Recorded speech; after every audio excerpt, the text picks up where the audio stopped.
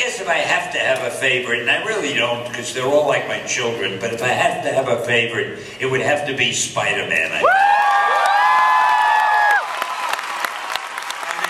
somehow or other, he has become like Mickey Mouse. He's all over the world.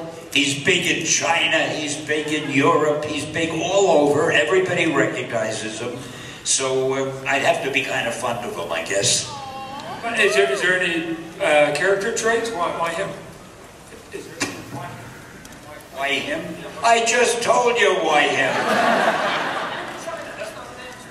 Well, he's big in a lot of other countries. No, I mean, he's become like Mickey Mouse all over the world. People know him and love him. So how can I not love him? He's big in China, so... And besides, he's more like me than anybody. Oh boy, it's a long story. How much time do we have? Yeah, this is a good one, but we got all day. You're saying all right. It's not that good. It's just, I talk a lot. I had just done whatever heroes I had done. Maybe the X-Men and Fantastic Four, I forget which.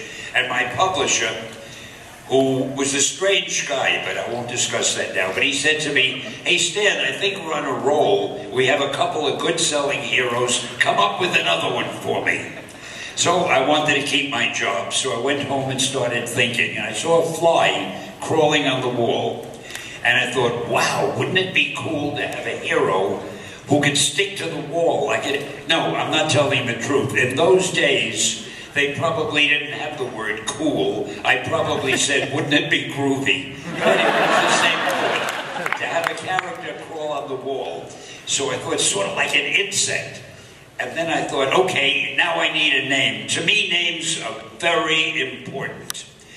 Like the Hulk. I mean, you had to love a guy called the Hulk. Anyway, I thought, what do I call the guy? Insect Man? Nah, it didn't sound dramatic. Mosquito Man? Nah. And I went down the list and I got to Spider-Man. Spider-Man. I said, wow, I've got my name. Then I decided to make him different. I'd make him a teenager. And finally, I thought to make the readers empathize with him, I'd give him a lot of personal problems. He'd be poor, he'd live with an aunt who's always sick, and stuff like that. So I went to my publisher the next day, and I was so excited. I told him my idea, and he said, "Stan, that is the worst idea I have ever heard." He said, "First of all, people hate spiders, so you can't call a hero Spider-Man. You want him to be a teenage hero? Don't you understand? Teenagers can only be sidekicks." And then he said, "And you want him to have personal problems?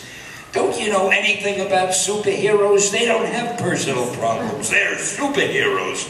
So I walked out of the office with my tail between my legs, but I couldn't get the idea out of my mind.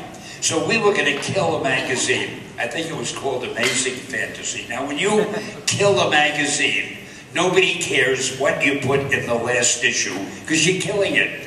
So I thought I'd get Spider-Man out of my system. I'd put him in that magazine. And Steve Ditko drew him. I gave it to Jack Kirby first, but he made him look too heroic. I said, I want him to be just an ordinary, klutzy kind of teenager. Gave it to Steve Ditko, who drew klutzy characters. And we featured him on the cover, and I forgot about it. About a month later, after the sales figures came in, my publisher came running into my office, and he said, "Hey, Stan, do you remember that Spider-Man character of yours that we both liked so much?" I swear.